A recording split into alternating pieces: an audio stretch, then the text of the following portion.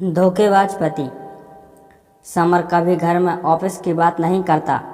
यही कारण है कि उनके ऑफिस के कभी कभार होने वाली पार्टियां मेरे लेखन में इतनी महत्वपूर्ण हैं।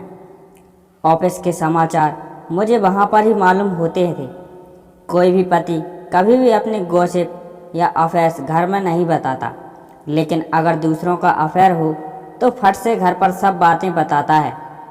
धोखे की कहानी, बेवफाई की कहानी, अफेयर की कहानी, फिर पत्नी पार्टी में दूसरों के साथ मसालेदार खबर शेयर करती है।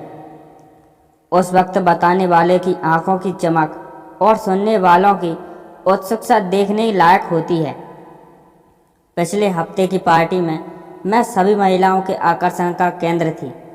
सबसे पहले छवि ने मुझे सबके सामने बेइज्जत करते हुए कहा, उस अकाउंट सेक्शन की बकबक करने वाली वर्षा से तुम्हारे समीर का अफेयर शुरू है, यह बात सच है क्या?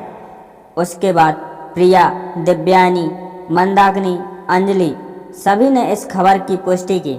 उन्होंने कहा कि समर को सिनेमा घर जाते समय होटल में कॉफ़ी पीते हुए देखा गया था, इसलिए शक की कोई गुंजाइश नहीं थी। मैं पूरी तरह से दुखी हो गई। मैं यहाँ ये दिखाने में सफल रही इस खबर का मुझ पर कोई असर नहीं हुआ। मुझे उनकी सलाह और हमदर्दी नहीं चाहिए थी, इसलिए मैं सीधे शौचालय में गई। वहाँ एकांत में मेरे मन में दो बातें घटित हुईं। किसी भी तरह से ऐसे मामले में पति के साथ लड़ने से कोई फ़ायदा नहीं होगा। हमेशा लड़ाई का असर उल्टा होता है। दूसरी बात, ऐसे में रोने से कोई फ़ायदा नहीं होगा, फिर कुछ अलग चाल चलनी पड़ेगी। मैं वॉशरूम से निकलकर पार्टी हॉल में उनके मामले की गंभीरता का अंदाज़ा लगाने गई। तभी मैंने समर और वर्षा को हॉल के एक कोने में मैंने दोनों को हंसते और बातें करते देखा। इस तरह मुझे अचानक अपने पास देखकर दोनों चौंक गए। यह इस बात का प्रमाण था कि उनके मन में चोर है। वर्षा थोड़ी खुश हुई जब मैंने उसकी तारीफ की कि तुम कितनी खूबसूरत दिखती हो और तुम्हारे कपड़े बहुत अच्छी हैं। फिर मैं थोड़ी इधर उधर की बातें करती रही। एक चुटकुला सुनाया, इससे उसे राहत मिली और वह खुलकर मुस्कुराने लगी।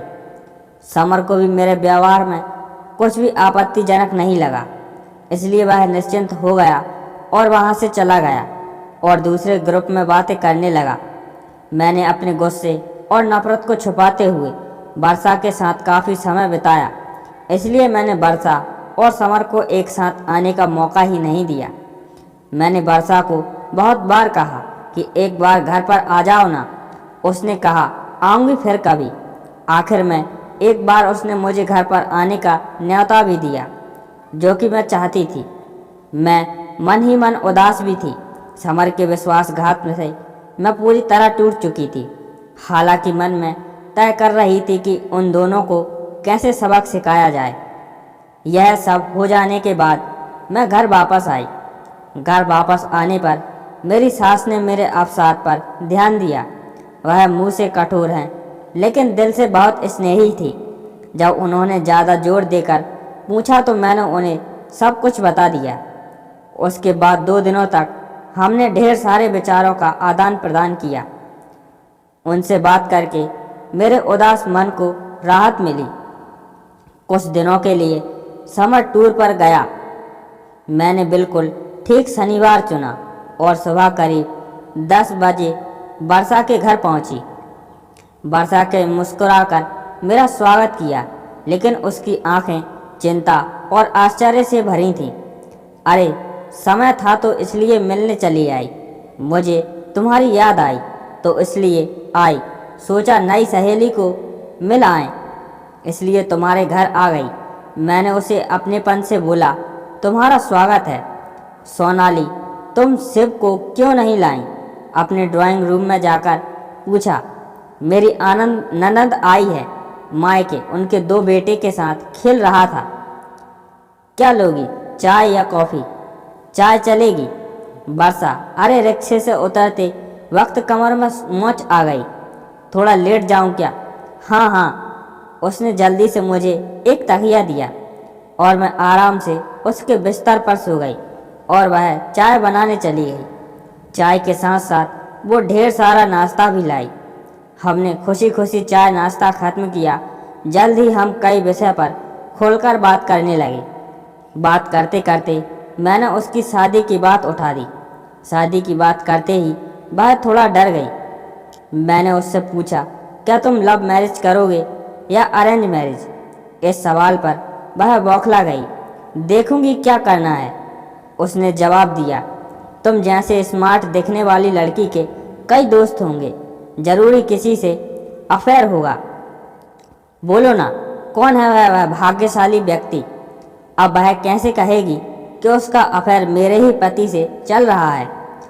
तो मैंने उससे मुद्दे पर कुछ और समय निकालकर उसे प्रताड़ित किया। मुझसे बहुत मज़ा आ रहा था। तभी मेरे मोबाइल फ़ोन पर 2 कॉल आए, एक मेरे सास और दूसरा मेरे बेसी की सहेली का। मैंने उन दोनों से कहा कि मैं अब वर्षा के घर आई हूँ। मुश्किल से आधा घंटा बीता था, तभी मेरे सास, मेरी ननंद मीनाक्षी, उनके दोनों बच्चे और शिव सभी वर्षा के घर में दाखिल हुए। बच्चे सीधे टीवी की ओर बैठे और वह कार्टून चैनल लगाकर देखने लगे। सास और मीनाक्षी सोफे पर बैठे कर मेरी कमर की मोच के बारे में बातचीत करने लगी। मम्मी जी, आप मेरी बहुत परवाह करती हो। तुम एक नंबर की बेपरवाह लड़की हो। 1000 बार बोला कि वजन कम करने को प्रसार पर नियंत्रण रखें, इसलिए वजन से कमर में मोच आ जाएगी। मोच तो आएगी ही ना, पर तुम्हें तो किसी की सुननी ही नहीं है। सास का ऐसा रूप अवतार को देखकर वर्षा डर गई थी। भाभी की आंखें तब खुलेंगी जब समर भैया एक खूबसूरत तितली के पीछे पीछे चलेंगे। मीनाक्षी ने कहा। इस पर सास भड़क उठी। तुम्हारे भैया के पैर तो तोड़ूंगी और उस तितली के पैर भी, समझी? मेरी सास ने मीनाक्षी को जवाब दिया। अरे माँ, मैं मजाक कर रही थी। क्या तुम नाराज हो गई? फिर मूर्खों जैसी बात क्यों कर रही हो? वर्षा अपनी उंगली या एक दूसरे में उलझाकर जमीन की तरफ नज़र झुकाए खड़ी थी। मेरी सास की तरफ उसकी देखने की हिम्मत नहीं हुई। सास मुझे और मीनाक्षी को कहने लगी कि आज की लड़की में ना तो समझ है और ना ही सब्र। अपनी गृहस्थी को देखभाल करने की अकल भी नहीं होती। फालतू में इसके उसके लफड़े में पड़ना और प्रेम विवाह करना ठीक है क्या? जिस रास्ते पर आपका काम नहीं है, उस रास्ते पर क्यों चलना? बराबर ना वर्षा? हाँ, वर्षा ने झिझकते हुए कहा। हाँ। तुम्हारी शादी हो गई है क्या? नहीं, तुम कब शादी कर रही हो? जल्द ही करूँगी। मेरी गुड। तुम्हारे माता पिता कहाँ हैं? मेरे पापा गुजर गए।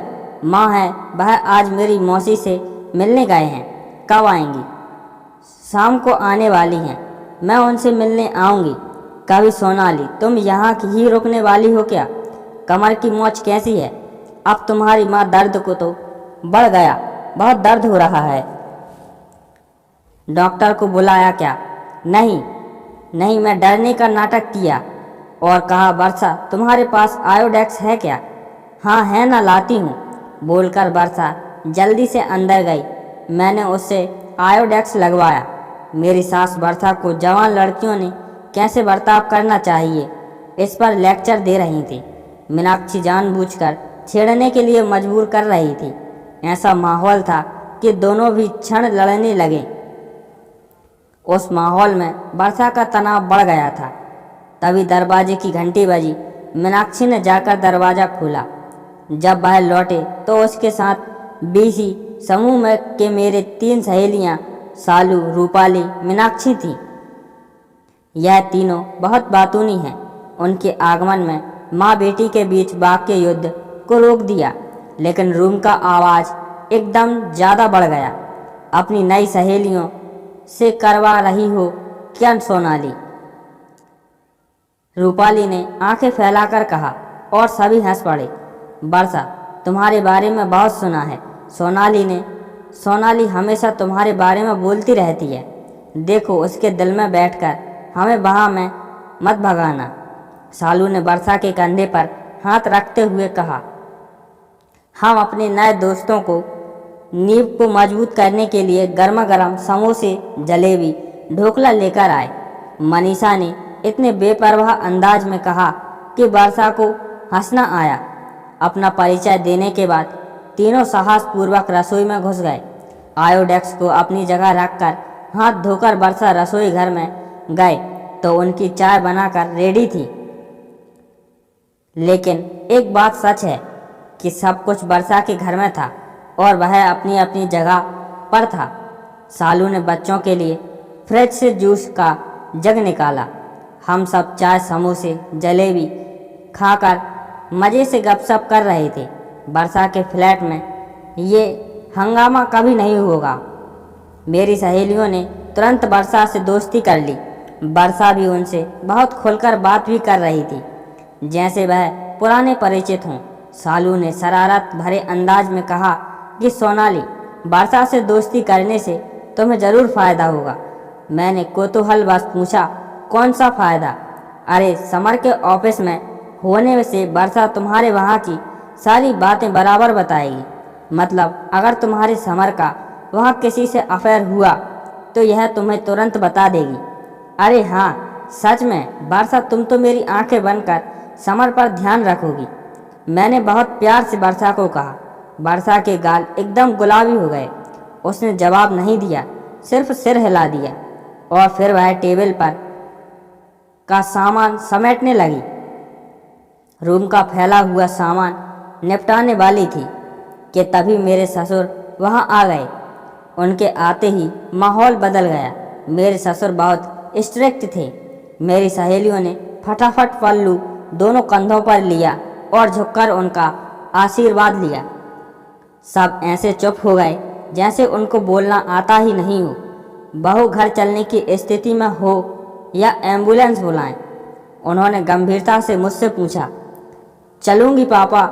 मैं नर्मता से बिस्तर से नीचे उतरी। मैंने डॉक्टर शशि को फ़ोन किया। घर जाते जाते उनको दिखाकर जाएंगे। ठीक है पापा। यहाँ क्यों आई थी? इस वर्षा को मिलने आई थी पापा जी। इसे कभी देखा नहीं। नई पहचान है क्या? हाँ, यह ना समर के ऑफिस में काम करती है। वर्षा बेटा, तुम अकेली रहती हो क्या यहाँ? नहीं अंकल, माँ के साथ रहती हूँ। वर्षा पापा की आवाज़ से ही डरने लगी। चलो अच्छा है, नहीं तो हम हैं ना तुम्हारे साथ। कभी भी मदद की आवश्यकता हो तो हमें बताना। पापा बोले, फिर हमारी तरफ मुड़कर बोले, अब चलें। पापा निकले, वैसे ही हम भी उनके पीछे पीछे गए। घर से निकलते समय मेरी सास वर्षा को बोली, वर्षा बेटा, अब जल्दी तुम्हारी शादी का आमंत्रण हमारे हाथों में दे देना। देर हो गई तो अच्छे लड़के मिलते नहीं। वर्षा, तुम्हें हम हमारे बीसी ग्रुप की मेंबर कर लेंगे। मैं बाद में तुम्हें फ़ोन करूंगी। रूपाली के इस प्रस्ताव को हम सब ने अनुमति दी। तीनों बच्चे थैंक यू आंटी बोलकर बाहर निकल गए। लास्ट में मैं वर्षा का सपोर्ट लेकर घर से बाहर आई। वर्षा, इन सब की मस्ती खेलकूद तुम्हें खटका तो नहीं ना? मैंने उससे पूछा। नहीं सोनाली, यह सब तो बहुत भले इंसान है, वह बोली, पर मन में वह थोड़ी नर्वस हो गई थी। तुम्हें कहती हूँ वर्षा, यह सचमुच भले इंसान है और सच कहें तो मुझे इनका ही आधार है। इनकी वजह से खुद को सुरक्षित समझती हूँ। हमेशा मेरी मदद करते हैं। मेरी गृहस्थी को कोई बुरी नज़र से देख भी नहीं सकता, क्योंकि इनसे झगड़ा करना, इनको चैलेंज करना आसान बात नहीं है। ऐसे इंसान नसीब से मिलते हैं। खुद को सुरक्षित महसूस होना यह बहुत बड़ी बात होती है। वर्षा ने गर्दन हिलाई। संभल कर जाना, वर्षा ने कहा। हमने प्यार से एक दूसरे को अलविदा किया। सभी गाड़ी में बैठ चुके थे। मेरे अपने ही मेरी राह देख रहे होंगे। वर्षा का आधार छोड़कर मैं अच्छे से चलकर उनके पास पहुंची। मेरे कमर में मोच आई ही नहीं थी। सब कुछ तय किए गए मुताबिक प्लान किया था।